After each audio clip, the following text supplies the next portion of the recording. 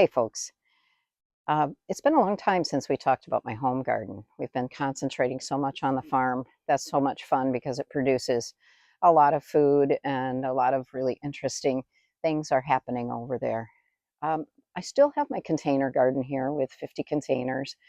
And then I've got a bunch of tomatoes here and some other plants, but primarily we've been picking from the farm.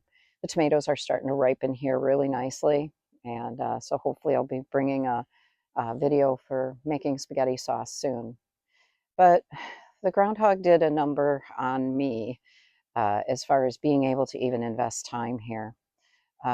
Normally, I would replant lettuce and spinach and mustard greens, things like that, bok choy, as they mature or in succession every 2 weeks, every 3 weeks.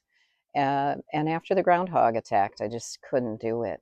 I was just so afraid he was going to come back. Now, you might wonder where he went. I don't know. I didn't live trap him. I bought a live trap, couldn't get him. But I did fill in all of his holes. I put out so much used cat litter in the areas that he seemed to like. And I made it really, really kind of an obstacle course back here, which was also a reason why I didn't enjoy it. Because if you know me, I'm a little OCD. I like things neat. And so my backyard was messy.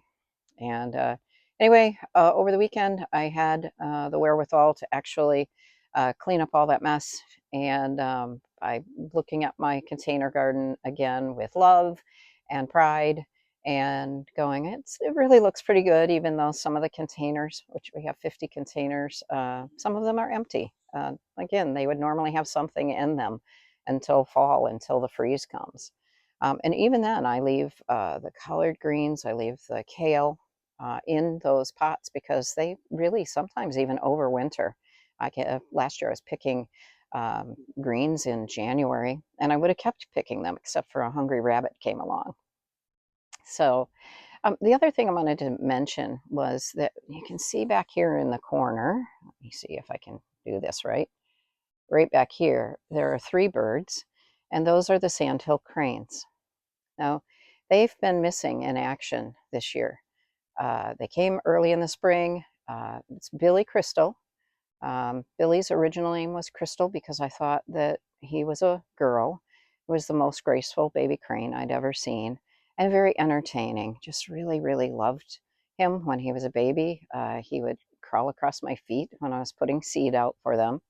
Now, I don't put much seed out, like maybe 2 cups a day, but it's enough to keep them here. And then he has a new partner this year, and we call her Screech because she has this really horrid voice, singing voice. It's like nothing we've ever heard before, but you always know when it's her calling when they're out on the marsh. And then they had a baby this year that we've named Pip. That's because we originally named Screech Squeak because that was nicer, but it really is Screech. So anyway, it was Pip Squeak. Um, but a little bit of history on those cranes is that Billy, I've known now for 7 years. He is the son of my beloved Lydia. Lydia was the first crane I met when I moved here, and she was in my life for 14 years. She brought forth at least 30 colts during the time that I knew her. I'm not sure how many of those survived. I used to have it written down. But she was a good mom, and she was a good friend to me, which sounds weird. I know it's a bird, it's a wild bird. She's not my pet. But she would meet me at my car when I would get home from work, and she would come in the garage and hang out with me. And when she would have new babies, she would march them up from the marsh pretty much as soon as they could to introduce them to me. We would work together in the little garden that I had. And so really became enamored with these birds. Lydia fell ill a few years back and she passed away. I'm blessed to have known when it happened, and I was able to actually bury her here in one of our gardens. Actually, we call it Lydia's Gardens. Lydia's Garden, and it's where we're growing our tomatoes, the Roma tomatoes, this year. So those are my birds. I call them mine, but you can't own a wild animal. And I'm just thrilled that they're here. Okay, that's all for today.